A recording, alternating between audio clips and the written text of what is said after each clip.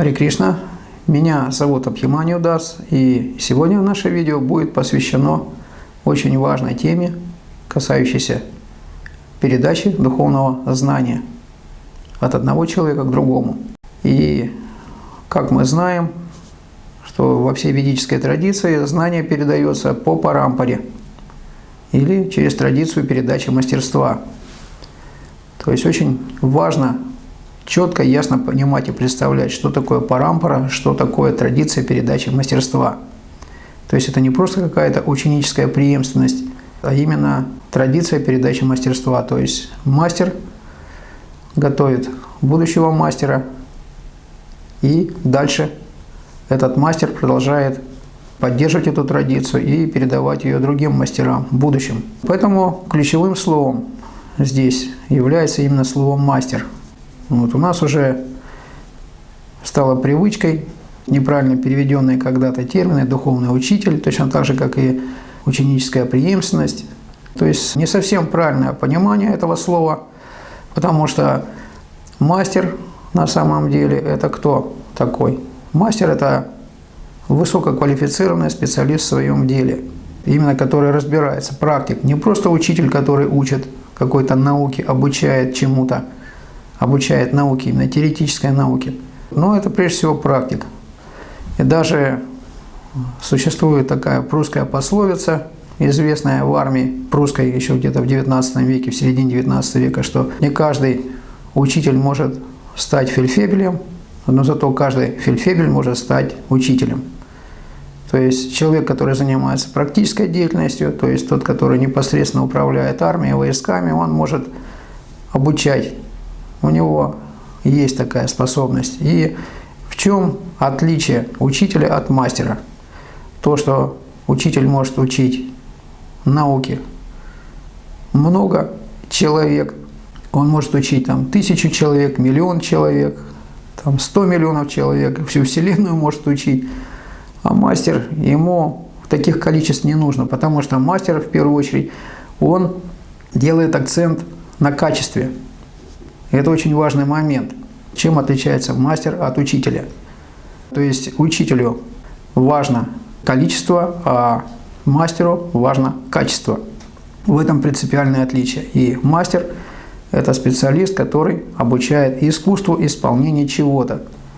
И поэтому мы даже видим, что сейчас многие специальности, обычные даже мирские специальности, материальные специальности, например, актеры, певцы, музыканты, вот для того, чтобы подготовить человека, который может самостоятельно исполнять какие-то сложные, например, партии или арии в операх где-то, то им обязательно нужно обучиться вот этому практическому исполнению. То есть как практически использовать свой ресурс, и не только голос, голосовые связки, но и практически все тело, чтобы правильным образом исполнять какой-то замысел композитора, который вложил в эту оперу, например, определенный смысл, который нужно донести через актеров. И поэтому это может сделать только мастер. Обучить какого-то специалиста вот такому практическому исполнению в искусстве. То есть я еще раз повторю, что учитель – это тот, кто обучает науке, а мастер – это тот, кто обучает и тренирует в искусстве. Вот принципиальная разница между учителем и мастером. И еще очень важный момент, который я хотел бы сказать, что мастер, он может воспитать как индивидуального исполнителя, то есть просто как человек, который будет исполнять, мастерски исполнять, иметь высокую квалификацию. Но такой исполнитель, он может и не стать мастером. И также мастер может воспитать мастера, потому что он сам мастер. То есть учитель не может воспитать мастера, если он не владеет мастерством. в высшей степени, вот высшую квалификацию не имеет. И это очень важный момент. То есть я сейчас говорю о каких-то очень важных принципиальных моментах, о базисных, основополагающих принципах обучения мастеров. То есть они применяются везде, не только в духовной какой-то практике, либо материальной практике. То есть это универсальный принцип обучения мастера. То есть мастер может обучить мастера, который будет учить дальше. То есть продолжать вот эту традицию. И вот это как раз поэтому называется традицией передачи мастерства. То есть от одного мастера к другому. То есть мастер несет вот этот вот флаг, он получил это знание от другого мастера, и таким образом, когда он заканчивает свою миссию здесь на земле, ну, в любой области знаний, в любой сфере искусств, то тогда берет его вот этот вот продолжатель традиции, disciple, именно слово, не просто студент, ученик, а вот именно disciple, то есть человек, который воспитан мастером, чтобы стать мастером самому. То есть он ему передает не только методику исполнения, но и методику обучения, как обучать других правильным образом. И этот процесс всегда персональный, то есть невозможно обучить огромное количество мастеров, то есть мастеров всегда небольшое количество воспитывается. То есть если мы возьмем любых специалистов, ну даже взять в области искусства, там, в консерваториях, где-то еще, там, в медицине, каких-то даже в инженерном деле, то есть всегда какой-то, например, великий человек, он воспитывает небольшое количество, может быть, 3-4 человека, 5 человек, максимум 6. Вот, даже мы видим, что когда какие-то специалисты говорят, набирают какие-то, проводят мастер-классы или... Ну, мастер-класс это немножко другое, а вот именно когда они обучают мастеров, то они берут, как правило, не больше 5-6 человек, и дальше обучают их, персонально обучают. То есть они каждое действие смотрят. То есть это процесс сугубо персональный. И невозможно обучить мастера каким-то универсальным или имперсональным способом. Просто посадить всех в кучу, рассказать какие-то сказки о регулирующих принципах и прочее, прочее. И уехать. И никакого персонального такого участия в воспитании своего вот этого вот ученика, продолжателя традиции. То есть это фактически, это просто он исполняет такой человек роль учителя. Это не мастер фактически. Но это отдельная, может быть, большая тема, она не совсем интересна, но смысл такой, что мастер – это тот, кто сам мастерски владеет искусством. То есть он не интересуется политикой, не интересуется психологией, не интересуется состоянием общества, не интересуется каким-то, я имею в виду именно духовного мастера, который вот мастер в исполнении самоотверженного служения Богу. То есть в исполнении какой-то роли в качестве слуги Бога. Вот в чем он мастер. И, кстати говоря, чем вот отличается одна традиция от другой? Как вот Прабхупада пишет в «Введении к Бхагавад-гите», он говорит, что одна традиция от другой отличается линией мысли. То есть один мастер передает определенный дух или определенную линию мысли или определенное умонастроение, воспитывает вот такое же умонастроение, отношение свое к передаваемому ему предмету определенному, то есть к методу обучения в дисциплине. То есть это ученик персонально обучается в определенной дисциплине. И таким образом он тоже может в конечном итоге стать мастером. Но это все условия необходимые, но не обязательные условия. То есть есть, может быть, одно или два обязательных условия, чтобы действительно стать настоящим мастером.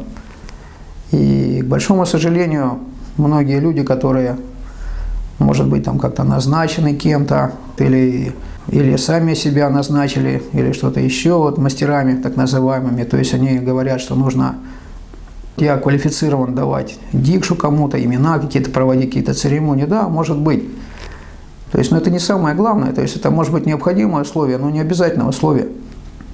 И дикша на самом деле это не самое основное, вот такая дикша, о которой сейчас все говорят. Дикша – это очень серьезная вещь, и в первую очередь дикша – это то, что ты перенял от своего мастера вот это умонастроение. Вот что такое дикша, а не то, что ты прошел какой-то формальный обряд. И вот это надо очень четко понимать, потому что если ты это не понимаешь, то тогда никогда в жизни не стать мастером. Никогда в жизни. И мастер занимается не тем, что промывает мозги кому-то, то есть форматирует. человека под себя, под какие-то свои собственные идеи. А он учит человека именно этой методике, как решать любую проблему, как правильно использовать ресурс, который у тебя есть. Но в духовной практике это что? Это тело, чувства, ум, разум.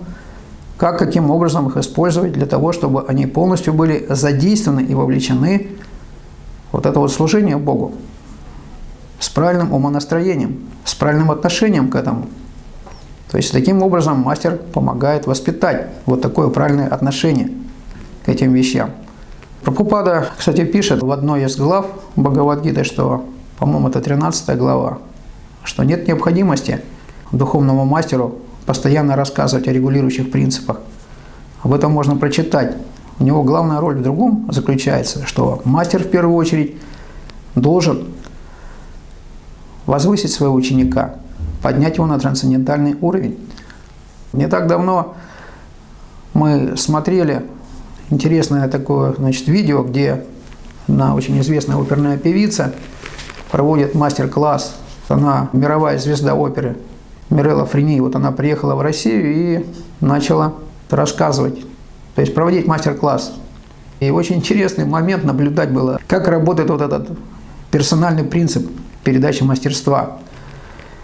То есть пришли там порядка где-то 10 человек, вот они выходили на сцену, пели, и вот она их прямо посреди вот этого пения останавливала и говорила, где они делают ошибки. И вот очень интересная реакция, как люди реагируют на это. Это крайне занимательно понаблюдать за этим.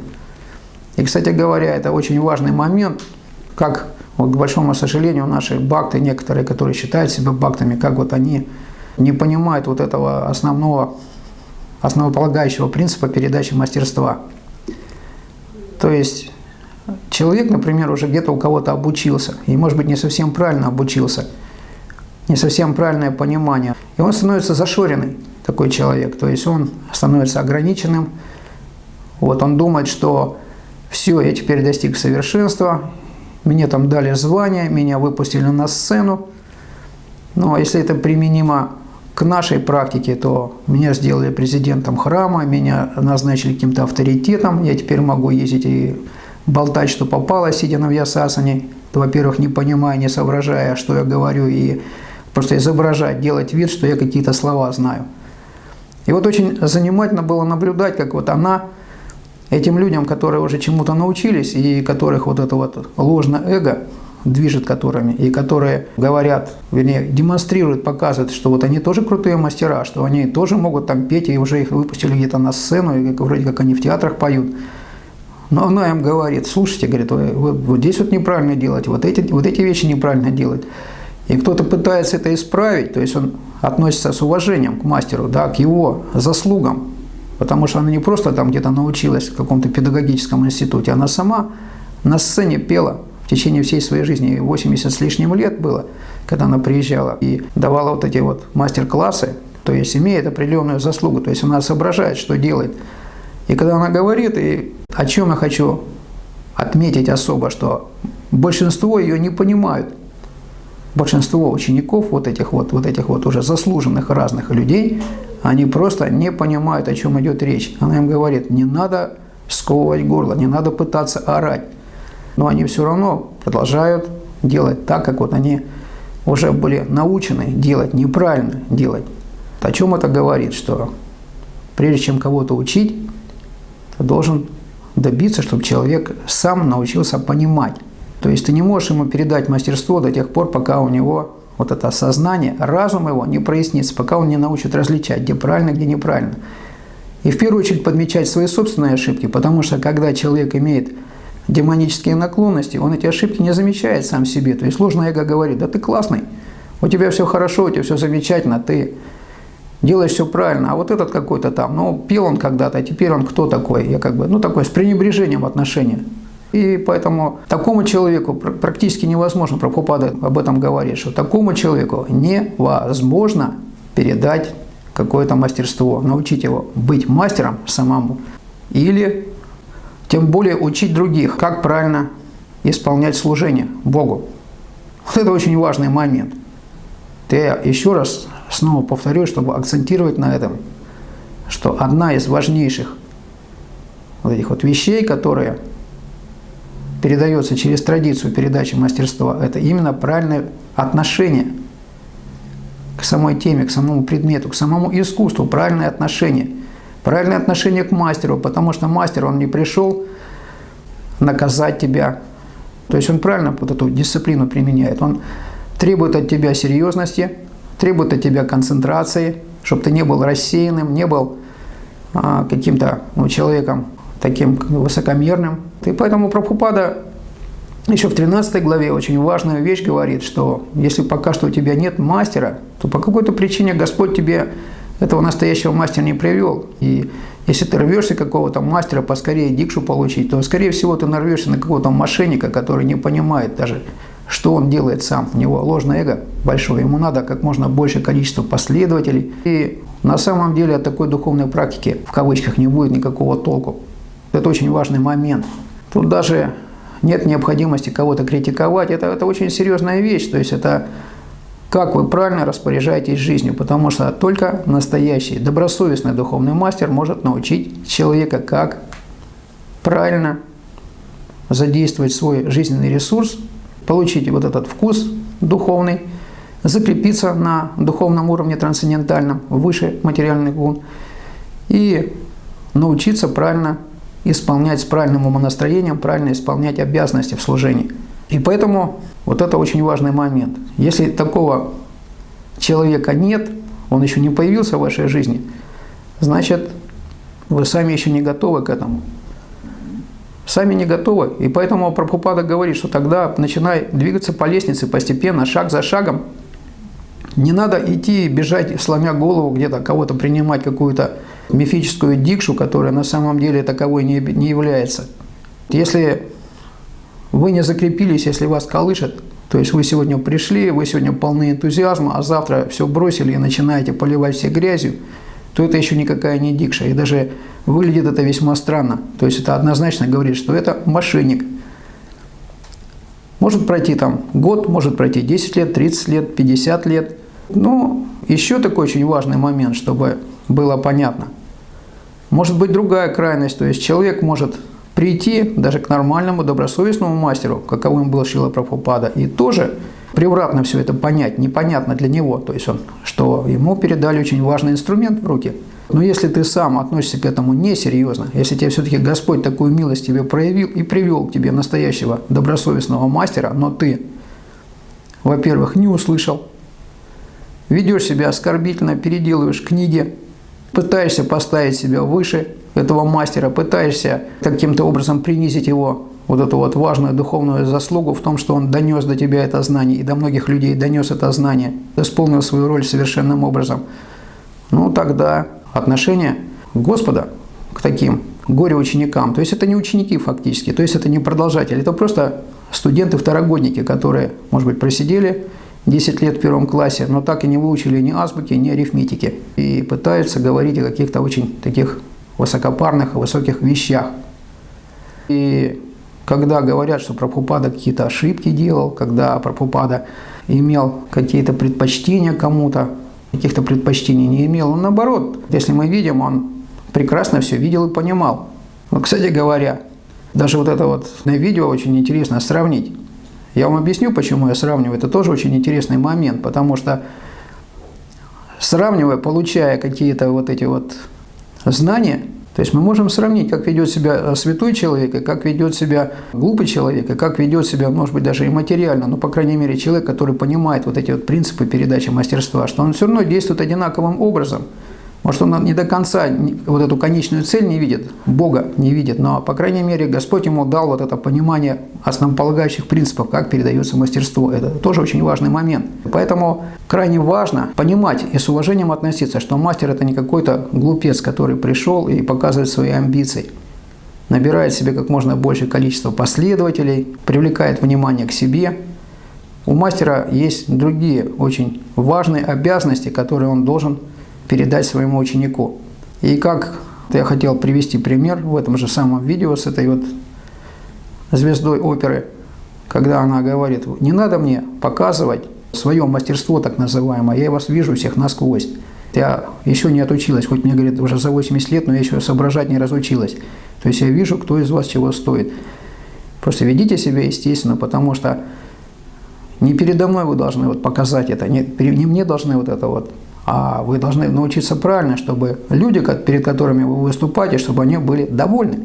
Аналогично здесь, в духовной практике. То есть одна из главных обязанностей мастера состоит в том, чтобы научить своего ученика, продолжателя традиции, научить его вот этому правильному отношению, то есть удовлетворить Господа. И тогда, что произойдет тогда? Я еще раз повторю, не мастера удовлетворить, не какого-то человека, а именно Господа удовлетворить в первую очередь. Потому что, хоть и говорится, даже в этой знаменитой молитве, что если духовный мастер доволен, то и Кришна доволен.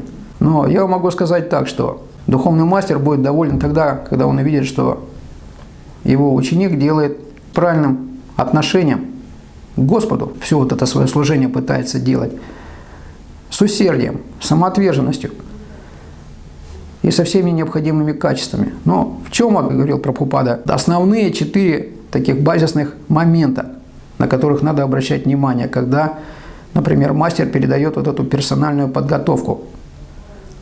Он говорил 4 важные вещи. Первое – это пунктуальность, то есть слуга должен быть пунктуальным. Второе – чистота. Третье – усердие.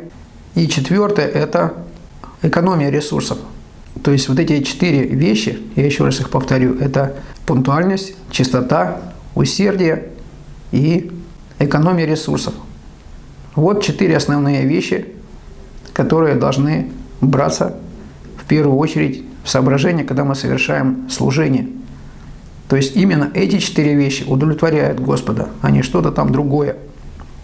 Не то, что мы что-то особенное делаем, не то, что мы делаем какие-то свои личные вещи, потому что Господа это не впечатляет никак. Так же, как вот на сцене вот эта вот дива оперная, она говорит, меня вот ваши вот эти все ваши личные изыски не удовлетворяют никак. Понимаете, никак не удовлетворяют. Вы можете все что угодно тут изображать, показывать, чему вас там кто-то научил или вы сами научились. Но это неправильно. То есть вы не сможете какие-то вещи делать, если вас правильно мастер не научит, не передаст вам правильное отношение, правильное умонастроение к этому. То есть вы будете пытаться выжимать из себя, изображать из себя, имитировать кого-то, но на самом деле люди, у которых есть хоть немножко мозгов, они поймут, что это просто пародия, что это пустышка, которая вышла на сцену и что-то пытается там изображать из себя. Но на глупых людей это будет какое-то впечатление на какой-то короткий срок производить, и все. И после этого все на этом закончится печально для того, кто пытается эту пародию устраивать. Потому что какая-то серьезная ситуация в жизни, и когда человек с этой ситуацией не способен справиться, показать свою вот эту вот недееспособность, решать любые вопросы, любые проблемы, а это может сделать только мастер. И как он это делает? Секрет очень прост. Потому что он учит, как находиться постоянно на связи с Богом. Вот это очень важный момент. С параматмой. И как получать от параматмы инструкции. То есть это не обязанность гуру промывать кому-то мозги и отдавать приказы, как кто-то думает. И большинство, наверное, таких вот людей недобросовестных думают об этом. А в первую очередь обязанность гуру состоит в том, чтобы научить своего вот этого ученика, которого он обучает в дисциплине, научить его постоянно поддерживать связь с Богом в сердце. И поэтому первейшая обязанность гуру состоит в том, чтобы закрепить своего ученика. Сначала его вознести и закрепить ученика на трансцендентальном уровне. Иначе, как я уже много раз говорил, и в Бхагавад-гите об этом много раз говорится, что человек, который не достиг вот этого трансцендентального уровня, он вообще не является никем, ни бхактой даже. Он просто оделся, вырядился в одежду, он о себе кем-то думает, что-то думает, но на самом деле он еще никто. Никто фактически. Даже если ему какую-то формальную инициацию дал кто-то, наверное, такой же, как и он сам, недалекого ума. Но, как правило, человек недалекого ума. Поэтому к этому нужно относиться, к своей духовной жизни, относиться очень серьезно. То есть не допускать никаких вот таких вот отклонений, потому что неизвестно, получим ли мы снова человеческое тело в следующей жизни. Я еще раз сакцентирую и еще раз повторю, что самая главная, первейшая обязанность – поднять своего ученика на трансцендентальный уровень и закрепить его там. И только после этого начинается так называемый мастер-класс. То есть гуру помогает своему ученику реализоваться. Это уже вторая ступень. После того, как ты возвысился, поднялся, закрепился, и после этого начинается процесс воспитания ученика, наполнение его знанием. И фактически дикша – это что такое? Дикша – это тогда, когда человек становится полностью подготовленным специалистом, который может самостоятельно и исполнять служение добросовестно, учитывая вот эти 4 фактора, о которых я говорил: пунктуальность, чистота, усердие и экономия. И научился и способен обучать этому других. То есть и сам исполняет все добросовестно, и еще и обучает других. Но это не его главная забота – обучить других. Он об этом, конечно, заботится, чтобы продолжатели традиции были. Но еще раз повторяю, это процесс сугубо персональный. Если кто-то набирает себе там тысячи учеников, то такие люди, безответственные люди на самом деле. Ученика можно настоящего воспитать несколько человек. Это процесс сугубо персональный процесс, требующий большой самоотдачи, требующий высочайшей квалификации. То есть только мастер может воспитать мастера, потому что он в первую очередь находится сам в этом трансцендентальном просветленном состоянии. Он сам находится в непосредственном служении, занят и вовлечен. И поэтому он может передать правильное умонастроение, никто другой. Поэтому каждому можно пожелать успеха в том, чтобы когда-то в жизни каждый такой человек мог бы встретить такого именно добросовестного мастера, который не просто тебя научит чему-то, но еще и научит тебя, такого мастера, который не просто научит самому исполнять процесс, но также и научит, как учить других правильно. Но еще раз повторю, что это под силу только настоящему мастеру, который сам участвует в таком процессе, сам вовлечен и правильно задействует весь свой ресурс жизненный, полностью все, и тело, и чувство, и ум, и разум, и все, что у него есть, он вовлекает это все в служение, в бхакти. Так что роль, еще одна очень важная гуру, состоит в чем? Что гуру в этой вот традиции передачи мастерства, он передает вот это правильное отношение и к вот этим вот важным вещам, что человек не просто так шаляй-валяй это делал, как попало, а вот именно делал, учитывая 4 этих вещи, 4 фактора. И очень важный момент вот в традиции передачи мастерства – это то, что ученик должен очень-очень смиренно и почтенно относиться к своему мастеру и слушать его. Это возможно только тогда, когда и гуру, и ученик находятся на трансцендентальном уровне, то есть находятся выше гун материальной природы, даже выше гуны благости. Тогда они могут взаимодействовать. Если кто-то из них, ученик, либо мастер, но ученик, естественно, если мастер, не находится на трансцендентальном уровне, не закрепился, это можно сразу же определить по определенным симптомам. То есть само слово «симптом» – это что такое? То есть это какой-то признак, по которому можно быстро определить. То есть не надо наблюдать за человеком много лет, 30 лет, 40 лет. Жизнь наша дорога, время, надо экономить. То есть по первому признаку можно определить, добросовестный это мастер или недобросовестный мастер. Эти симптомы должен знать каждый благоразумный человек. Если мы видим, что проявляются какие-то недобросовестные, недоброкачественные симптомы, то лучше держаться подальше от таких людей. Это не вопрос там, критики кого-то еще. Кому-то, если нравится с такими людьми иметь дело, ради Бога, пусть они с ними имеют дело и получают все как бы сполна. Но еще раз повторю, что для того, чтобы все это правильно делалось, необходимо знать. То есть, когда ты встречаешься, гуру проверяет тебя, насколько ты серьезно к этому относишься, а мы должны тоже проверять гуру каким образом? Не искать в нем какие-то недостатки, не пытаться как-то поставить себя выше, показать, вот я смотри, что я уже всему научился, я вот это знаю, это знаю, это знаю. А вот именно показать, что ты действительно являешься практическим специалистом. И что ты закрепился, что тебя не колышет, что какие-то вещи произошли где-то в обществе, какая-то революция, либо война, либо что-то еще, и ты как бы у тебя сразу же повело в сторону, и ты начинаешь именно людей, вместо того, чтобы продолжать держать, ну, как бы тех, которые еще не закрепились.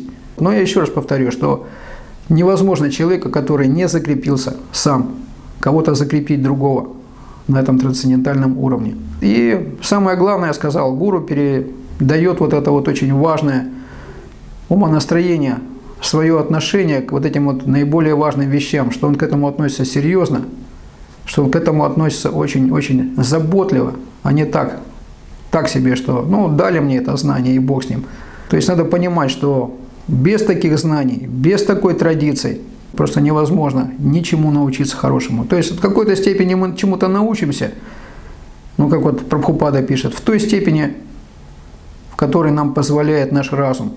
Ну а разум наш позволяет в той степени, в которой мы заслужили по своей карме. Если мы ничего не заслужили, то мы, значит, вообще никуда не продвинемся, вообще ничего не будем понимать. Итак, я подведу итог всему сказанному, что очень важна традиция. И очень важно эту традицию беречь и сохранять. Вот для того, чтобы беречь и сохранять, нужно самому быть для начала весьма скромным и смиренным человеком. И с уважением относиться к традиции, к духовной традиции. Потому что если добросовестный мастер тебя не научит, и просто человек принял какой-то обряд, даже совершили над ним обряд, принял так называемую дикшу. Это не дикша, я еще раз повторяю, это не дикша. То есть вот такой обряд. Это просто ритуал, который, ну как бы, ставит тебя в определенное положение. Но если человек не подготовлен, если он не закрепился на трансцендентальном уровне, то такая дикша, она бесполезна. Я еще раз повторю, бесполезна, это не дикша. И пусть кто хочет говорит, я просто ссылаюсь на авторитет Вед. Об этом сказано там. И Кришна говорит в Бхагавад-гите, что если человек не закрепился на духовном трансцендентальном уровне, значит никакой дикши он еще не получил, он даже еще и не бхакта. Вот и все. То есть в любой момент его майя может обратно куда-то свалить. И скорее всего так и произойдет. И чтобы майя не воздействовала, Кришна также дает совет, он говорит, для этого надо в первую очередь избавиться от привязанности и неприязней. В первую очередь. Потому что пока человек материально привязан, пока он живет в материальном сознании, то есть привязан к телу, привязан к каким-то вещам, связанным с телом, то на него будет воздействовать модусы природы и возбуждать его, понимаете, возбуждать. То есть таким образом майя с помощью каких-то других людей, такого же демонического толка, будет возбуждать его и направлять туда, куда этим людям нужно. То есть такой человек, естественно, неразумен, и такой человек не просветлен, его куда повели, туда он и пошел. И, естественно, от такого обучения духовного никакого толку не будет. Я желаю, чтобы, еще раз повторю, каждый из нас, получив такое очень важное, ценное знание, обрел истинное просветление, потому что эти знания, донесенные Шрилой Прабхупадой, не позволяют получить это просветление. И тогда, как вот опять-таки говорится в Бхагавад-гите, все немедленно сразу же станет ясным и понятным. То есть не надо фиксировать свое внимание на чьих-то отклонениях, уходах, там, на каких-то неправильных, дурных поступках, потому что в конечном итоге наша задача в жизни состоит в том, чтобы сознавать Бога, а не для того, чтобы сознавать кого-то или что-то, что кто-то там не так делает, или этот неправильно, или тот неправильно. Вот едем мы, например, куда-то по дороге, то если мы будем обращать внимание, кто там за каждым кустом стоит, или где-то там что-то не так, или кто-то там дом не достроил, или кто-то там что-то не так сделал, то в конечном итоге, вот если постоянно отвлекаясь на это, то мы можем и не доехать. Может какая-то авария случиться на дороге, как вот пишется Вот что даже на царских дорогах, то есть царская дорога – это самый легкий и быстрый способ добраться куда-то. Фактически практика бхакти – это царская дорога. Если человек пренебрегает этим, если ему хочется постоянно куда-то лезть, с кем-то разбираться, заниматься политикой, кому-то угрожать, это сугубо материальный принцип. Тут ничего духовного нет. Это я вам сразу четко совершенно скажу и определю. Ничего духовного здесь нет. И такой человек, постоянно отвлекаясь на какие-то вот эти вот материальные дела, на чьи-то недостатки, на чьи-то пороки, в конечном итоге, как пишет Кришна, потеряется в водовороте материальной жизни, затеряется, то есть его туда засосет обратно. И будет очень печально, что человек вроде как соприкоснулся с очень важным знанием и не воспользовался. И таких людей Кришна сам называет скупцами. То есть ты получил внезапно богатство, но ты не знаешь, как этим богатством правильно распорядиться.